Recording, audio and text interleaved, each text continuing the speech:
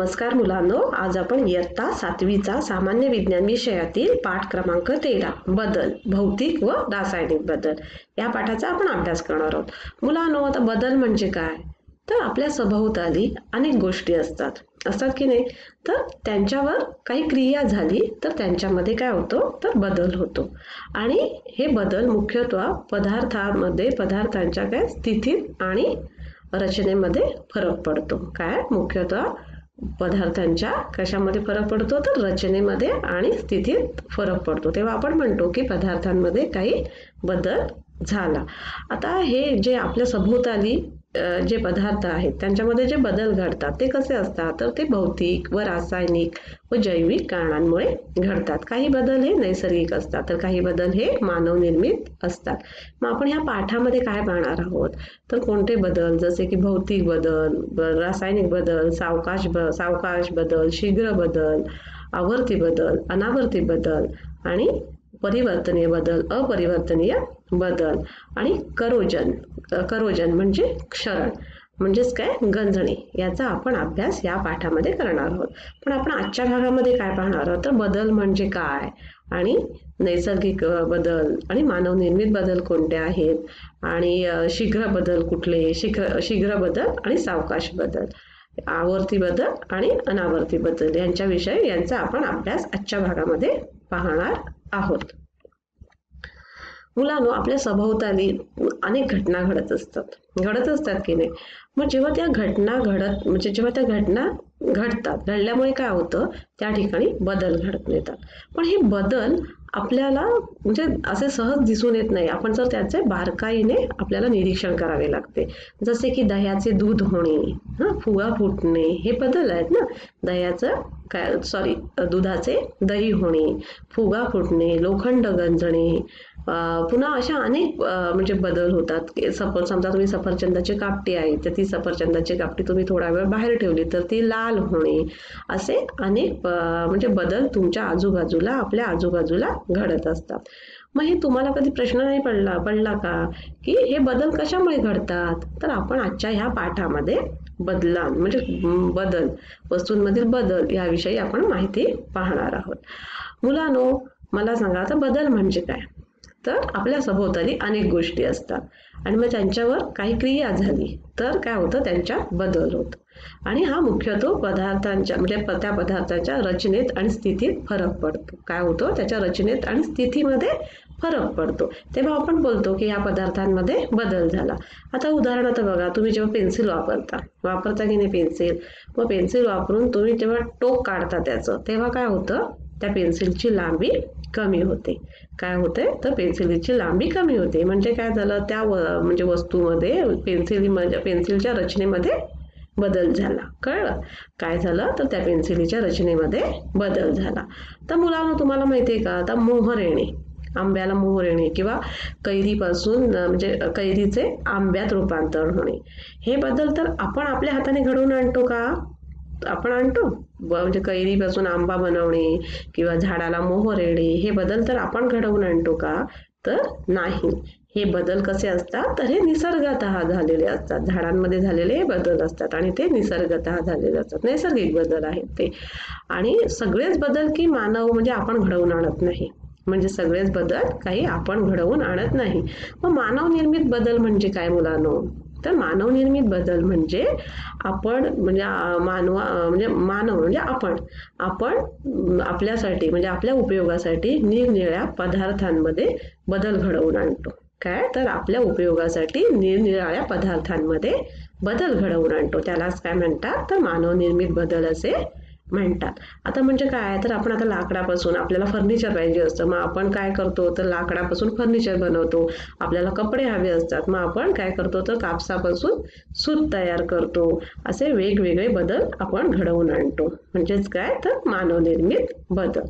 आता आपण मुलांनो, आपल्या म्हणजे हे जे सभोवताली जे बदल घडतात ते कशामुळे घडतात, तर ते सभोवतालचे जे बदल घडतात ते रासायनिक, म्हणजे त्याची कारणं कोणती आहेत, तर जे बदल घडतात ते भौतिक, रासायनिक किंवा जैविक कारणांमुळे घडतात.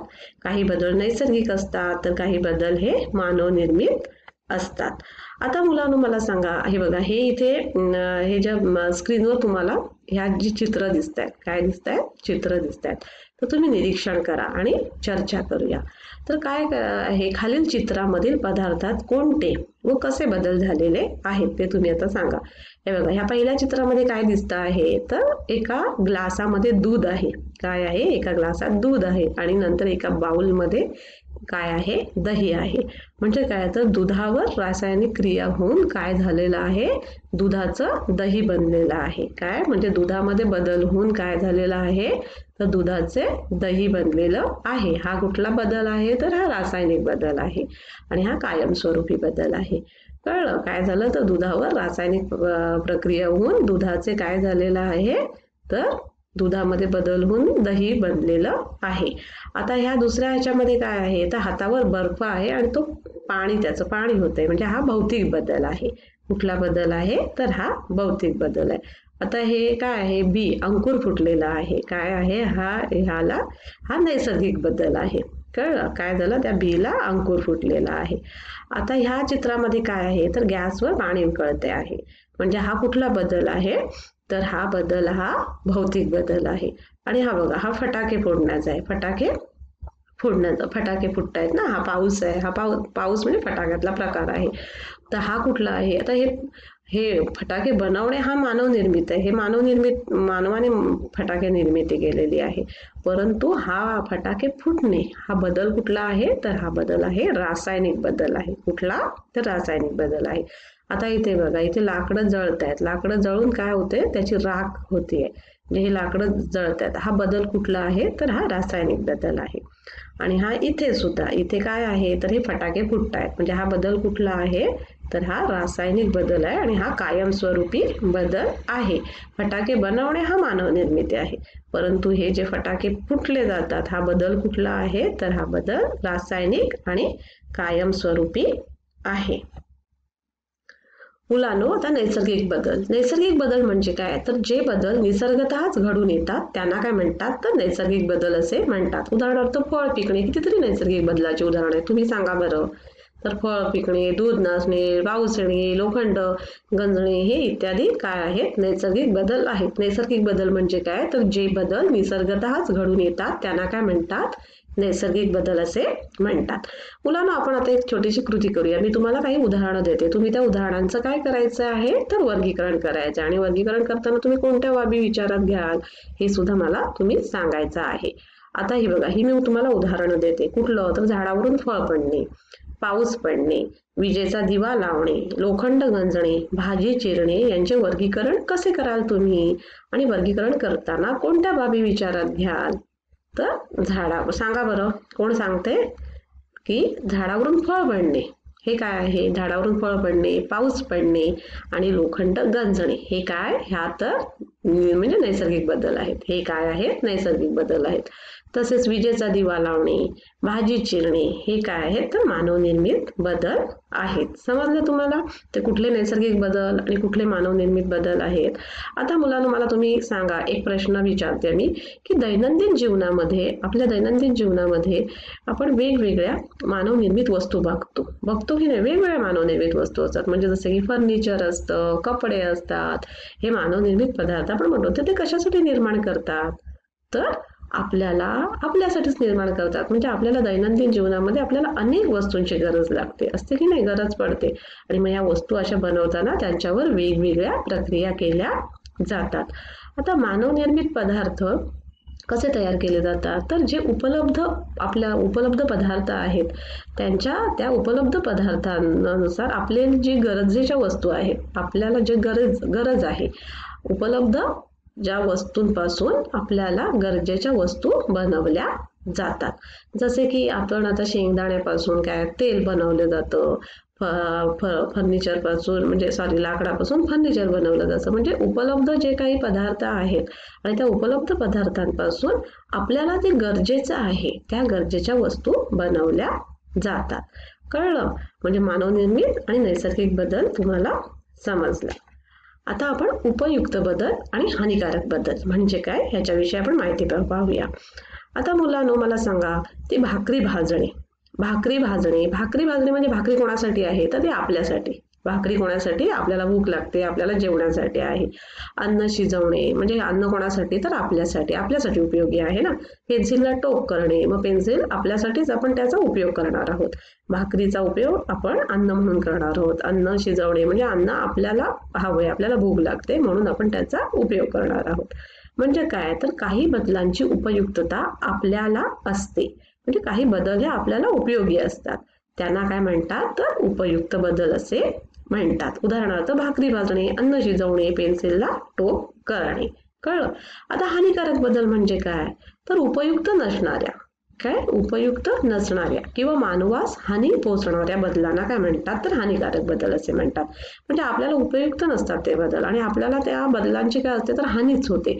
उदाहरणार्थ भूकंप येणे, फळं खराब होणे, लोखंड गंजणे, दूध नासणे, हे सगळं आपल्याला उपयोगी आहेत का? आपलं दूध आहे आपल्याला नासलं म्हणजे हे आपल्या उपयोगी नाही आहे. मग ह्या बदलाला काय म्हणतात? तर हानिकारक बदल असे म्हणतात. मग हानिकारक बदल म्हणजे काय? तर उपयुक्त नसणाऱ्या किंवा मानवास हानी पोहोचणाऱ्या बदलांना हानिकारक बदल असे म्हणतात. उदाहरणार्थ दूध नासणे, लोखंड गंजणे, फळं खराब होणे. म्हणजे तुम्हाला कळलं आता का उपयुक्त बदल म्हणजे काय? तर काही बदल आपल्याला उपयोगी असतात, म्हणजे काही बदलांची उपयुक्तता आपल्याला असते म्हणून त्यांना आपण उपयुक्त बदल असे म्हणतो. उदाहरणार्थ भाकरी भाजणे, अन्न शिजवणे, पेन्सिलला टोक करणे. आणि हानिकारक बदल म्हणजे कुठले? तर उपयुक्त नसलेले बदल, म्हणजे आपल्याला किंवा मानवास हानी पोहोचवणाऱ्या बदलांना काय म्हणतात? तर हानिकारक बदल असे म्हणतात. उदाहरणार्थ भाज्या, फळं खराब होणे, लोखंड गंजणे, दूध नासणे, हे सगळं आपल्याला हानी पोहोचवतात ना, म्हणजे आपल्याला उपयुक्त नाही आहेत हे बदल, मग त्यांना काय म्हणतात? तर हानिकारक बदल असे म्हणतात. आता मुलांनो, निसर्गनिर्मित व मानवनिर्मित बदलांचे वर्गीकरण आपण उपयुक्त व हानिकारक बदलामध्ये करू शकतो. आता तुम्ही करणार आहात. कळलं? मी तुम्हाला विचारते, तुम्ही मला सांगा आता की निसर्गनिर्मित आणि मानवनिर्मित तुम्हाला तर माहिती आहे, निसर्गनिर्मित कुठले बदल असतात आणि मानवनिर्मित कुठले बदल असतात, आणि मग त्यांचे उपयुक्त व हानिकारक बदलामध्ये आपण करू शकतो, म्हणजे त्याचं वर्गीकरण करू शकतो. उदाहरणार्थ आता सांगा मला, पाऊस पडणे, भूकंप होणे. पाऊस पडणे हे काय आहे? तर हा आपल्याला उपयुक्त बदल आहे. पाऊस नाही पडला तर आपण अन्न पिकेल का आपलं? तर नाही. पाणी मिळेल का आपल्याला? तर नाही. मग हा पाऊस पडणे हा नैसर्गिक बदल आहे आणि हा नैसर्गिक बदल आपल्याला उपयोगी आहे. आणि भूकंप हा पण नैसर्गिक बदल आहे, परंतु भूकंप होणं काय आपल्यासाठी उपयुक्त आहे का? तर नाही. तर भूकंप झाल्यामुळे काय होतं? तर हानी होते ना सगळ्याची, म्हणजे हा हानिकारक बदल आहे. कळलं? हा हानिकारक बदल आहे. आता दुसरं पण उदाहरण देता येईल. चांदीपासून दागिने बनवणे, तंबाखूपासून विड्या बनवणे. मग ह्याच्यातला उपयुक्त कुठला बदल आहे आणि हानिकारक कुठला बदल आहे? सांगा बरं. तर चांदीपासून दागिने बनवणे हा उपयुक्त बदल आहे की नाही? मग आणि हा चांदीपासून दागिने बनवणे हा मानवनिर्मित बदल आहे आणि हा आपल्याला उपयुक्त आहे. आणि तंबाखूपासून विड्या बनवणे हा सुद्धा मानवनिर्मित बदल आहे, परंतु हा आपल्याला हानिकारक आहे. आपण तंबाखू सेवन केल्यामुळे आपल्याला कॅन्सर सारखे आजार होतात, म्हणजे हा कसा आहे? तर हानिकारक आहे. आणि चांदीपासून दागिने बनवणे आणि तंबाखूपासून विड्या बनवणे हे दोन्ही बदल कसे आहेत? तर हे मानवनिर्मित बदल आहेत, परंतु हे दोन्ही बदल आहेत त्यातला चांदीपासून दागिने बनवणे हा उपयुक्त बदल आहे आणि तंबाखूपासून विड्या बनवणे हा हानिकारक बदल आहे. हा मानवनिर्मित बदल असून हा आपल्यासाठी हानिकारक आहे. म्हणजे तुम्हाला कळलं उपयुक्त बदल कोणते आणि हानिकारक बदल कोणते ते तुम्हाला समजलं. आता शीघ्र बदल आणि सावकाश बदल काय पाहणार आहोत आपण? तर शीघ्र बदल आणि सावकाश बदल. शीघ्र बदल म्हणजे कुठले? तर जे बदल घडून येण्यासाठी कमी कालावधी लागतो. म्हणजे कुठला? तर आपल्याला फुगा फुगवणे किंवा फुगा फुटवणे ह्याला काळ किती लागतो? कमी लागतो की नाही? म्हणजे पटकन होतात ना हे. किंवा विजेचं आपण एखादं वीज चमकणे हे किती एकदम म्हणजे काही क्षणात होतं, म्हणजे त्याला वेळ लागत नाही. म्हणजे जे बदल घडून येण्यासाठी कमी कालावधी लागतो त्यास शीघ्र बदल असे म्हणतात. फुगा आपण कमी वेळेत फुगवू शकतो, तसेच काही सेकंदात आपण तो फोडू सुद्धा शकतो. उदाहरणार्थ फटाके फोडणे हे सुद्धा आपण शीघ्र लगेच फटाके तुम्ही वाजवता की नाही, मग ते लगेच म्हणजे शीघ्र बदल आहे तो. वीज चमकणे हा सुद्धा शीघ्र बदल आहे. काचेची वस्तू फुटणे हा सुद्धा काय आहे? शीघ्र बदल आहे. म्हणजे काय? तर जे बदल घडून येण्यासाठी कमी कालावधी लागतो. आणि सावकाश बदल म्हणजे काय? तर जे बदल घडून येण्यासाठी जास्त कालावधी लागतो. म्हणजे उदाहरणार्थ काय, तर फळं पिकणे किंवा फळं पिकण्यासाठी, दुधाचे दही होण्यासाठी आपल्याला जास्त वेळ लागतो. आणि ह्या क्रिया कशा होतात, तर सावकाश होतात. म्हणजे हे बदल कसे होतात, तर सावकाश बदल होतात.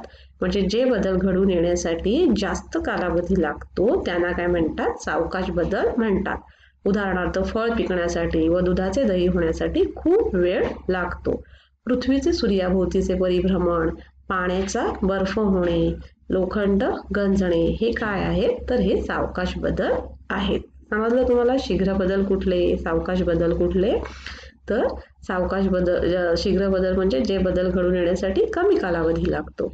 आणि सावकाश बदल म्हणजे काय, तर जे बदल घडून येण्यासाठी जास्त कालावधी लागतो. शीघ्र बदलाचं उदाहरण कुठलं, काच फुटणे, विजा चमकणे. सावकाश बदल याचं उदाहरण कुठलं, जसं की दुधाचं दही होण्यासाठी वेळ लागतो, पृथ्वीचे सूर्याभोवतीचे परिभ्रमण, पाण्याचा बर्फ होण्यासाठी सुद्धा वेळ लागतो ना. मग शीघ्र बदल व सावकाश बदल समजलं. आता परिवर्तनीय व अपरिवर्तनीय बदल कुठले, तर परिवर्तनीय व अपरिवर्तनीय बदल. तर परिवर्तनीय बदल म्हणजे काय, तर तुम्हाला माहिती आहे का, मेणबत्ती आपण जेव्हा जाळतो म्हणजे आपण पेटवतो, मग तेव्हा काय होतं, ती मेण वितळतं आणि मग ते मेण जे गोळा झालेला असतो तो आपण परत साच्यामध्ये टाकल्यावर आपण त्याची परत मेणबत्ती बनवू शकतो.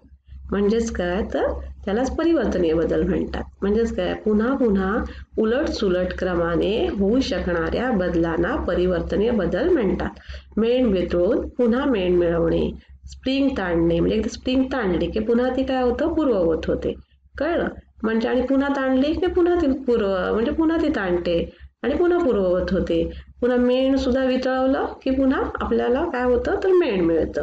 आणि पुन्हा आपण मग त्या मेण ते साच्यात टाकल्यावर पुन्हा आपल्याला काय होतं, तर मेण आपण वितळवलं तर काय होतं, मेणाचा गोळा तयार होतो. आणि पुन्हा तो मेणाचा गोळा आपण साच्यामध्ये टाकला तर पुन्हा आपल्याला मेणबत्ती मिळते, मेणबत्ती आपण बनवू शकतो. म्हणजे परिवर्तनीय बदल म्हणजे काय, तर पुन्हा पुन्हा उलट सुलट क्रमाने होऊ शकणाऱ्या बदलांना परिवर्तनीय बदल असे म्हणतात. अपरिवर्तनीय बदल म्हणजे काय, याच्या उलट, तर जे झालेले बदल पुन्हा पूर्ववत करता येत नाहीत त्यांना काय म्हणतात, तर अपरिवर्तनीय बदल असे म्हणतात. उदाहरणार्थ पिकलेल्या आंब्याचे आपण पुन्हा कैरीत रूपांतर करू शकतो का, तर नाही. लाकूड जाळलं की त्याची राख होते, मग राखेचे पुन्हा लाकूड तयार करता येतं का, नाही. आंब्याचे कैरीत रूपांतर होत नाही. दुधाचे दही होणे, मग दह्याचे पुन्हा आपण दूध बनवू शकतो का, तर नाही. भाजलेल्या पोळीचे कणिक होते का, तर नाही. म्हणजे काय, जे झालेले बदल पुन्हा पूर्ववत करता येत नाहीत त्यांना अपरिवर्तनीय बदल असे म्हणतात. उदाहरणार्थ पिकलेला आंबा किंवा कैरीला पुन्हा आंब्यात आपण बदल करता येत नाही. भाजलेल्या पोळीचे कणिक बनवता येत नाही. पुन्हा आपण लाकूड जाळलं तर काय होतं, आपल्याला म्हणजे राखेपासून पुन्हा आपल्याला लाकूड मिळतं का, तर नाही. म्हणजे जे झालेले बदल पुन्हा पूर्ववत करता येत नाहीत त्यांना अपरिवर्तनीय बदल असे म्हणतात. आणि परिवर्तनीय बदल म्हणजे काय, तर पुन्हा पुन्हा उलट सुलट क्रमाने होऊ शकणाऱ्या बदलांना परिवर्तनीय बदल असे म्हणतात. कळलं. उदाहरणार्थ मेण वितळवून पुन्हा आपण मेण बनवू शकतो. स्प्रिंग ताणली की पुन्हा ती आपलं नॉर्मल म्हणजे तिच्या साईजमध्ये येते, पुन्हा ताणली की पुन्हा ती लांब होते आणि मग थोड्या वेळाने ती पुन्हा तिच्या मूळ अवस्थेमध्ये येते. म्हणजे पुन्हा पुन्हा उलट सुलट क्रमाने होऊ शकणाऱ्या बदलांना काय म्हणतात, तर परिवर्तनीय बदल असे म्हणतात. समजलं तुम्हाला परिवर्तनीय बदल व अपरिवर्तनीय बदल. परिवर्तनीय बदल म्हणजे काय, तर पुन्हा पुन्हा उलट सुलट क्रमाने होऊ शकणाऱ्या बदलांना परिवर्तनीय बदल म्हणतात. अपरिवर्तनीय बदल कशाला म्हणतात, की जे झालेले बदल पुन्हा पूर्ववत करता येत नाहीत त्यांना अपरिवर्तनीय बदल असे म्हणतात. मुलांनो, आज आपण काय शिकलो, तर आपण आज बदल शिकलो, वेगवेगळे बदल. काही बदल असतात हे निसर्गतः म्हणजे नैसर्गिक बदल असतात. नैसर्गिक बदल कोणते, तर जसं की लोखंड गळणे, पाऊस पडणे, दूध नाचणे. आणि मानवनिर्मित बदल कुठले, तर मानवनिर्मित बदल जसे की म्हणजे आपण विजेचं बटन दाबणे, भाजी चिरणे, हे काय आहेत, तर हे मानवनिर्मित बदल आहेत. भाजी चिरणे, विजेचे बटन दाबणे आणि मुलांनो, आपण कुठले बदल पाहिले अजून तर शीघ्र बदल, सावकाश बदल, म्हणजे ज्या बदलांना जास्त वेळ लागत नाही, जसे फुगा फुगवणे, फुगा फोडणे, या बदलांना कमी कालावधी लागतो. आणि सावकाश बदल म्हणजे ज्या बदलांना सावकाश म्हणजे खूप जास्त कालावधी लागतो. उदाहरणार्थ दह्या म्हणजे दुधाचे दह्यामध्ये रूपांतर होणार, फळ पिकण्याच्या ह्या ज्या प्रोसिजर आहेत यांना जास्त वेळ लागतो, म्हणजे जास्त सावकाश बदल. आणि आपण कुठले अजून बदल पाहिले तर परिवर्तनीय बदल, अपरिवर्तनीय बदल, म्हणजे मेण जर आपण वितळवले तर पुन्हा त्याचे मेण तयार होते. स्प्रिंग ताणली तर ती पुन्हा काय होतं, तिच्या मूळ अवस्थेमध्ये येते. त्याला काय म्हणतात, परिवर्तनीय बदल. आणि अपरिवर्तनीय बदल म्हणजे काय तर आपण समजा एखादे लाकूड जाळले, काय तर लाकूड जाळले तर त्याची राख तयार होते, पण त्या राखेपासून आपल्याला परत लाकूड मिळत नाही. किंवा कैरीचे आंब्यात रूपांतर होते, पण परंतु आंब्याचे पुन्हा कैरीमध्ये रूपांतर होत नाहीत. म्हणजे हे बदल कुठले आहेत तर हे अपरिवर्तनीय बदल आहेत. आपण पुढच्या भागामध्ये काय पाहणार आहोत तर आवर्ती बदल, अनावर्ती बदल आणि भौतिक आणि रासायनिक बदल यांच्याविषयी आपण माहिती पाहणार आहोत. धन्यवाद.